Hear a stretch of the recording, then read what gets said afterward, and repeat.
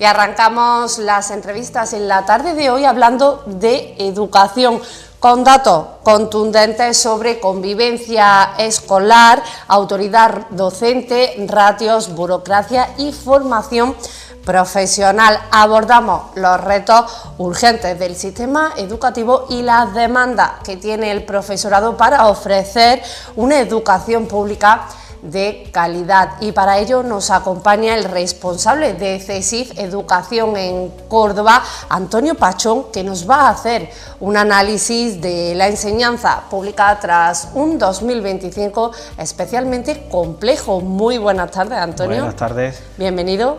Pues nada, como estabas comentando, el 2025 ha sido un año con sus luces, con grandes avances y grandes acuerdos, fruto de la presión sindical que hemos hecho desde CESIF y de las negociaciones con diferentes administraciones, pero también ha tenido sus sombras porque todavía persisten dificultades graves que afectan a los centros educativos y al profesorado, y en esos puntos es donde tenemos que incidir y aclarar y seguir trabajando. Ahí es donde van a estar nuestras reivindicaciones, las reivindicaciones de CESIF.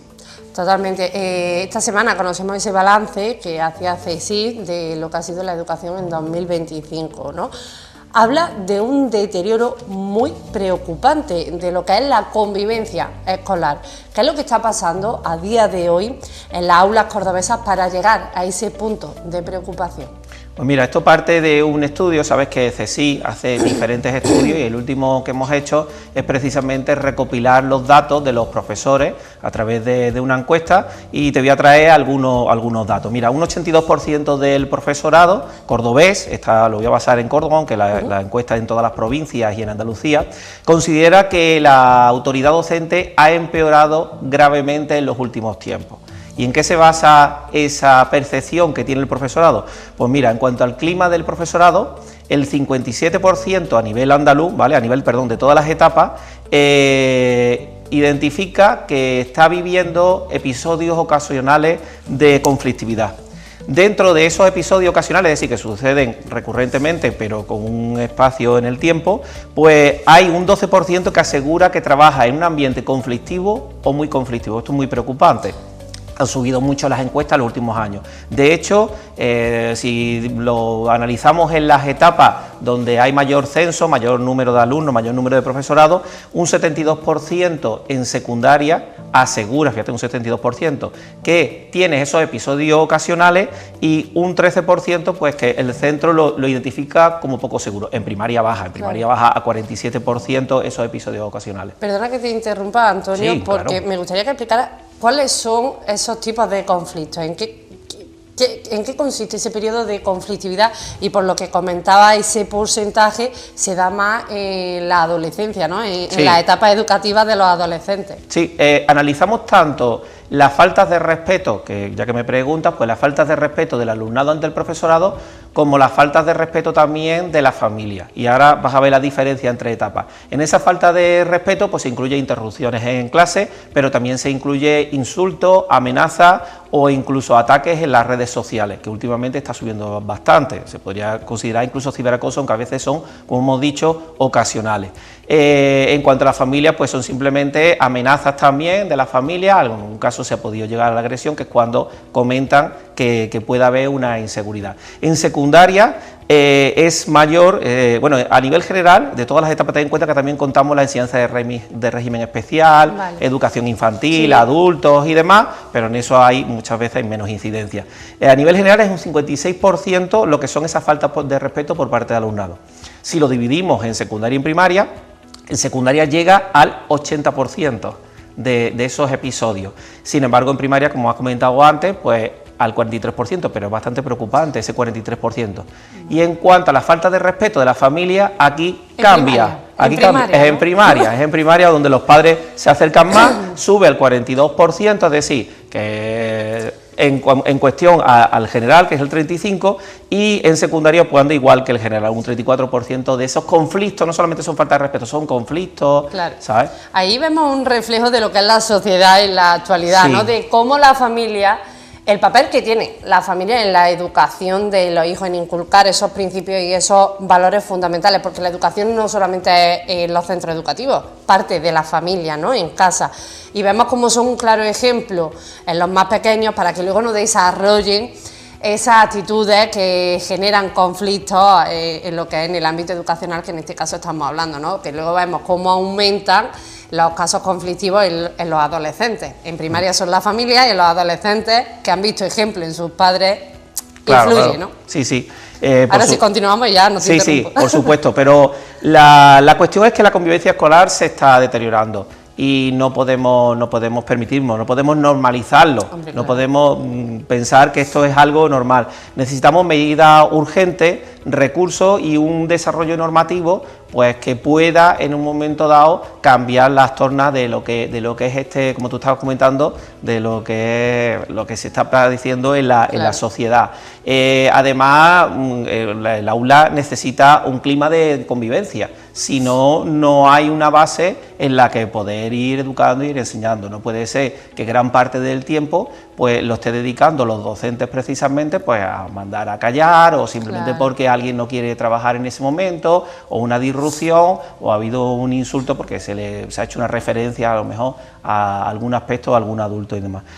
Luego también es bastante considerable el tanto por ciento que existe de acoso entre alumnado, la conflictividad entre alumnados, que a nivel general pues es como un 24%, pero por etapa sí son datos bastante preocupantes, porque en secundaria llega al 41% los docentes que afirman pues, que han tenido que algún contenido, algún tratamiento de acoso, de conflictividad entre el propio alumnado. En primaria baja, pero también es preocupante porque baja al 24%. Que tampoco Entonces, es un porcentaje aquí bajo. sí. De hecho, el problema del acoso es que es verdad que existe un protocolo, existe una normativa que se puede seguir, pero claro, es un protocolo que es poco ágil, es muy burocrático, que es una de las cosas que vamos a comentar después. Es muy burocrático, no existe luego un desarrollo normativo sobre estos conflictos, este acoso que puede padecer,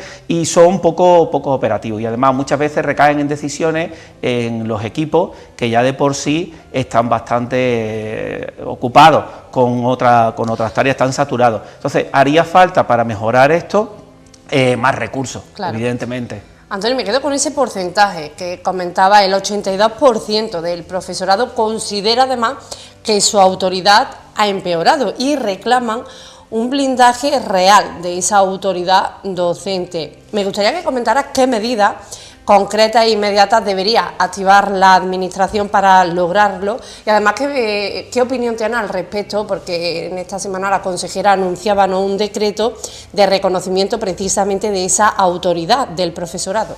Pues la verdad es que, hombre, que estamos de enhorabuena, porque ha despertado la Consejería de Desarrollo Educativo, la consejera, y ha anunciado por fin ese decreto. Ese decreto llevábamos un año con él, que había pasado por mesa sectorial, que es donde se negocia con los sindicatos, y se ven los matices. Bueno, nosotros le ponemos el punto de vista del profesorado y qué errores puede llegar a haber, porque ellos son tecnócratas, son políticos, pero nosotros le damos el día a día de a dónde, el margen donde puede llegar esa normativa. Ya por fin ha salido, también fue hace un año que pasó por el Consejo Escolar de Andalucía, y precisamente como lo hemos sacado en redes sociales y a raíz de este estudio y de las quejas del profesorado, pues bueno, ya han anunciado que lo van a sacar. Vamos a ver ahora cuando esperemos que se den prisa, empiecen a trabajar, que ahora vienen las Navidades y tengamos ya pronto ese decreto. Eso es un punto de partida, y la verdad que nos alegramos de por lo menos tener ese decreto, que lo que hace es desarrollar una ley que existía. El problema que le vemos es que no tiene un fuerte efecto disciplinario. Se queda en un momento dado, bueno, pues en ciertas conductas que hay que mejorar, en un desarrollo normativo que hay que establecer, pero nosotros en un momento dado necesitamos pues medidas más contundentes dentro de ese decreto. Pues un régimen disciplinario de padres, por ejemplo, pues que puedan, o de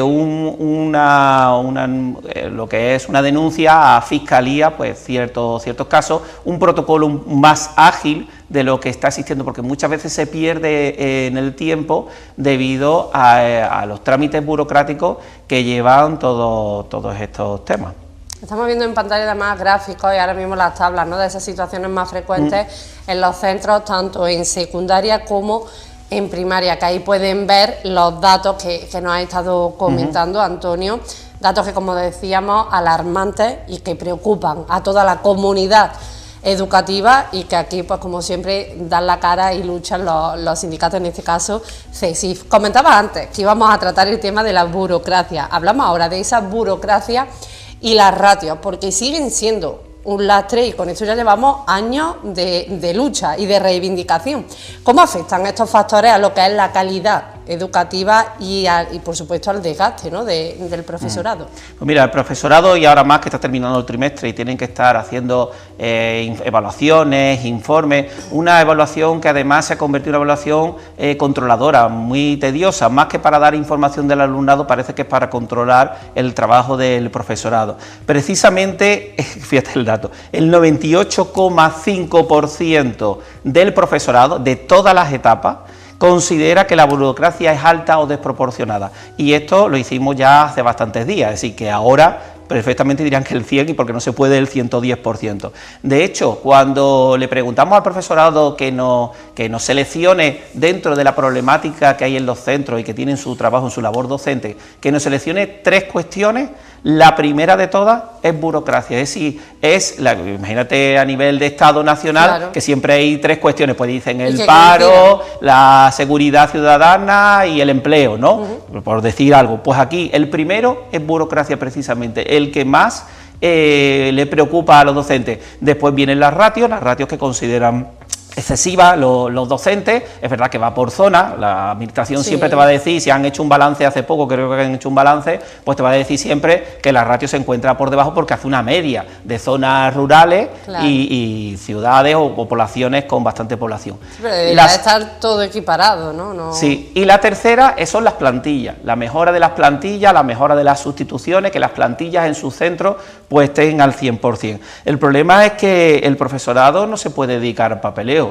Aparte de dar las horas de clase, las horas lectivas que le llamamos, claro, las horas no lectivas no las dedica a crear o a evaluar precisamente. Estamos el gráfico es la carga burocrática, ¿no? Además, fíjate que incluso está por encima la parte de que dice que la burocracia es desproporcionada a la que es simplemente alta. La que es asumible, no lo sé, porque han puesto luego casi no se ve. Casi no se ve, será alguien de la administración que se ha colado y ahora, hombre, es que si fuera del 100% a lo mejor, claro, está sesgada lo que es la pregunta, pero mira, ahí se ve que eso. Entonces, no se puede dedicar, y en cada uno de los temas, en todos los protocolos, precisamente el profesorado declara que es poco efectivo por el trámite, el papeleo que conlleva, que parece que está pensado más para la administración, poder controlar o poder tener un arma de decir, mira, esto se inició, ¿vale? Por ejemplo, que estábamos hablando antes de los protocolos de acoso, ¿no? Vale. Pues el protocolo se inició, pero claro, eso hay que hacerle un seguimiento, claro, no es que se inició,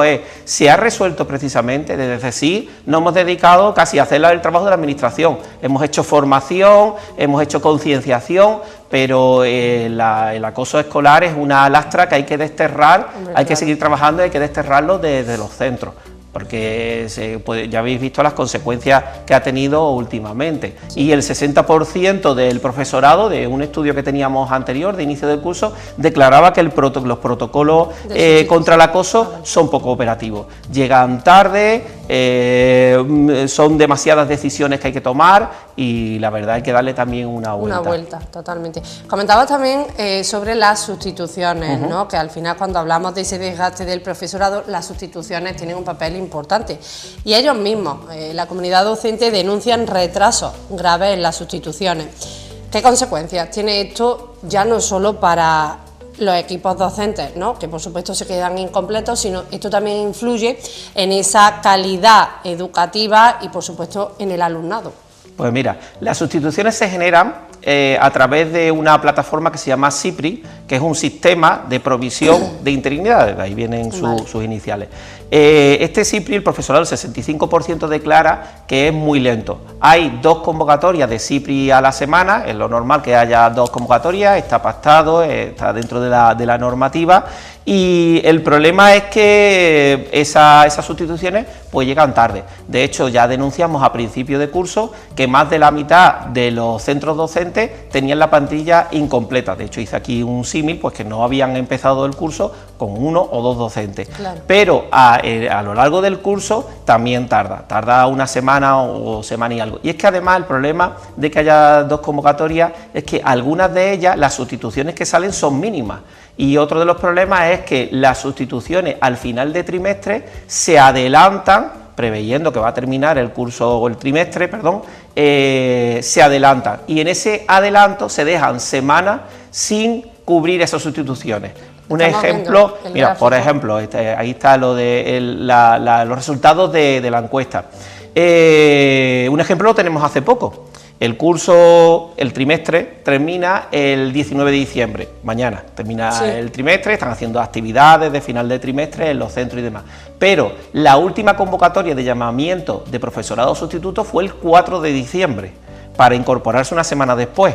Es decir, que se han quedado 2 semanas los centros sin sustituciones posteriores, sin declarar esa sustitución, una baja por incapacidad temporal, un permiso, no se están cubriendo, pero es que el alumnado va a volver luego en enero a las clases.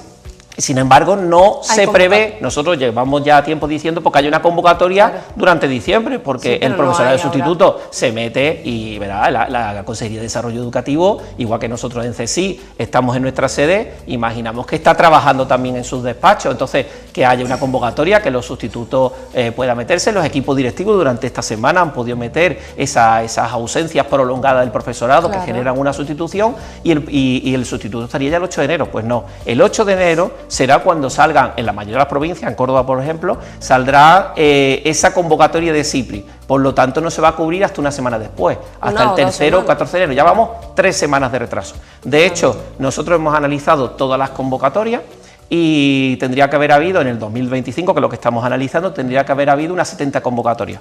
Bueno, pues resulta que no ha habido 70, si contamos esas 2 a la semana, ha habido 65 convocatorias. Dice 5 convocatorias, no es mucho, pero esas 5 convocatorias que han restringido ha supuesto en Andalucía unas 2.545 plazas que se han dejado sin sustituir. Y en Córdoba, unos 240 sustituciones a lo largo del año. Esos son 240 profesores que han dejado de trabajar, 240 alumnos o aulas que no han tenido un sustituto y en los centros han tenido que sustituirlo con los medios que han tenido y 240 familias afectadas en este año. Entonces, es un problema, la verdad, que... Queda patente el retraso que lleva la Administración. Al final, algo que la ciudadanía reclama perdón, en todos los ámbitos, en sanidad, en educación, que es el tema que estamos tratando hoy aquí, y ese retraso que llevan en los protocolos de acoso que nos comentaba y en esa convocatoria en el sistema de sustituciones. Ese retraso que, como decía Antonio, hay que darle una vuelta al trabajo de la Administración. Seguimos con formación profesional, porque alertan también de que la falta de apoyo público impulsa la oferta privada. Está en riesgo lo que es el modelo de FP pública en Córdoba, porque además se le está dando mucho protagonismo a la formación profesional con la llegada de la base logística y demás. Entonces, no sé yo cómo queda el asunto. Pues mira, desgraciadamente la FP tiene un capítulo aparte, porque es un modelo basado en la improvisación, no tiene un desarrollo normativo con anticipación, sino que se ha estado desarrollando hasta hace poco la Ley General, el Real Decreto y la Ley General de Formación Profesional. Y además los datos son preocupantes en cuanto a la diferencia entre la FP privada, que ha encontrado un nicho de mercado, y la FP pública, que es la que garantiza esa universalidad, esa gratuidad, ese acceso, esa titulación y ese acceso a toda la población. Si nosotros hemos analizado datos, que los puedes encontrar perfectamente en las estadísticas tanto en Andalucía como estatales, y hemos comparado desde el curso 2018-2019 a este curso pasado, que es cuando se ha cerrado, el 24 o 25, y el número de unidades, es decir, de aulas de FP de la privada ha crecido un 76%, frente al 30% de la red pública. Si comparamos en este mismo periodo también los ciclos que se han implantado o los ciclos que se han aumentado porque tenían un grado medio y se ha instaurado un grado superior, en la oferta privada ha aumentado un 51%. Sin embargo, en la pública solo un tímido 11%. Y mira que hay precisamente, como estaba comentando, oportunidades ahora mismo, sí, como la de la base logística. Y si contamos, por ejemplo, uno de los grados, el de grado superior, ¿no?, que es una titulación que te da una opción laboral, la verdad es que es bastante buena. En la red privada ha aumentado un 66% los alumnos matriculados, sin embargo el crecimiento en los públicos un 17%. Entonces esto no puede ser. Hay que darle otra vuelta. Hay que darle otra vuelta, hay que, sí, estamos aquí, no, lo que sí hay que analizar precisamente, sí, este requerimiento que quiere la población. Porque ¿qué es lo que pasa? Que en principio el alumnado, las familias solicitan ciclos públicos, claro, ciclos que se dan en centros públicos, pero claro, como encuentran que se quedan fuera, pues entonces se van a la oferta privada. La oferta privada que además tiene un coste para esa familia, le estamos haciendo pagar a esa familia, además no tiene lo que es la garantía de mérito y capacidad y calidad que puede tener la educación pública, que sus docentes han pasado por unas oposiciones, por un concurso de oposición, por unas bolsas, tiene una inspección educativa que está pendiente de cómo se está desarrollando esa FP, tiene unos laboratorios precisamente donde crece la privada, es donde no hace falta muchos recursos, pero la pública sí tiene recursos. Es decir, hay que invertir mucho más en la FP, en la formación profesional y lo mismo te voy a decir, también la burocracia, es decir, que están, porque para la FP dual, para poderla desarrollar, pues requiere también, o lo han hecho a través de la normativa, requiere unos trámites burocráticos que le lleva la mayor parte del tiempo, entre eso y buscar las empresas para que puedan hacer las prácticas. Que está bien que haya formación profesional privada, pero que sea un complemento a la formación profesional pública. Antonio, llegamos al final de nuestra entrevista y dos últimas cuestiones. Una, que estábamos hablando de formación profesional, ¿considera que en la actualidad la formación profesional da mayores opciones y oportunidades al ámbito laboral que una formación universitaria? Nosotros no hacemos un seguimiento, lo hace la Oficina de Empleo Público, de los titulados que una vez que termina pues están trabajando, pero por lo que yo, por otros sectores del sindicato y demás, parece ser que sí, que la titulación de FP, y de hecho la demanda que está viendo del alumnado, sí, es porque están viendo una oferta que además es muy especializada. Cada una tiene, no es una formación muy... Eso es lo que parecía antes, que era como un atajo, pero no, ahora mismo la formación profesional, sobre todo la de ciclo superior, pues da una preparación bastante cualificada y específica. Tú ten en cuenta que además hay otras titulaciones de FP medio o de FP básica que no las puede dar la educación universitaria. Estamos hablando de soldadura, hostelería, estética, mantenimiento de vehículos, que son muy específicas. Me refería a atajo porque además, por ejemplo, si tú haces un grado medio te permite optar al grado universitario.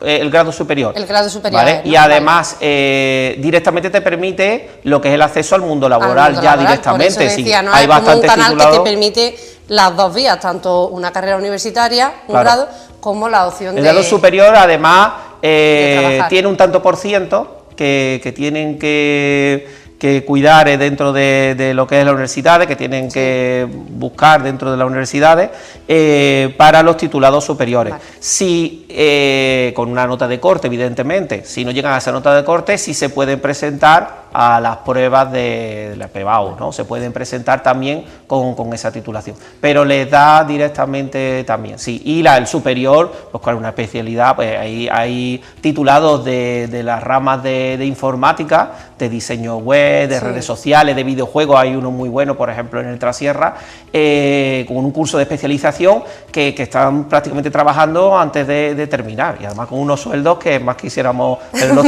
tú o yo. Yo te aseguro que sí. Antonio, llegamos ya al final rápidamente, tras ese balance de 2025. ¿Qué titular nos deja basado en esas líneas rojas de CSIC para que 2026 sea de verdad un año de mejora para la educación pública? Pues mira, partimos de los acuerdos del 2025, y el titular del 2025, como he dicho antes, pues tiene una serie de avances. Ya al final están viendo los docentes una serie de avances, tanto en retribuciones, con un acuerdo marco que se ha conseguido a nivel general en el Estado, para aumentar lo que es los salarios, y también con otras condiciones, bueno, pues de acceso a la función pública, del mutualismo de MUFACE, pues por ejemplo se va a apostar por él. A nivel andaluz, pues el acuerdo de la mesa sectorial de educación, con ese teletrabajo, con ese inicio de reducción de la ratio, que el curso que viene va a empezar ya en infantil, aumento de plantilla. Se va a revisar también, se va a revisar lo que es la burocracia, pero precisamente partiendo de esos acuerdos es donde van a estar nuestras líneas rojas, es decir, que se cumplan esos acuerdos, que haya un respaldo firme hacia el profesorado, y seguiremos trabajando pues con las dificultades que todavía siguen teniendo con esa FP, con esa autoridad docente, a ver el desarrollo normativo que va a tener esa autoridad docente, esa reducción de lo que es la flexibilidad en las aulas, y a nivel andaluz pues también hay que hacer una equiparación salarial, porque otra vez estamos en el furgón de cola. Total. Aunque a nivel de Estado ha habido un aumento, a nivel andaluz el salario nuestro pues es inferior al de otras comunidades autónomas. Cumplimiento de compromisos y acuerdos, seguimiento importante, no solamente que se ejecuten, sino que haya un seguimiento y ese respaldo. Antonio Pachón, no te preocupes, responsable de CSIC Educación en Córdoba, muchísimas gracias por habernos acompañado en la tarde de hoy. Gracias a ti. Gracias.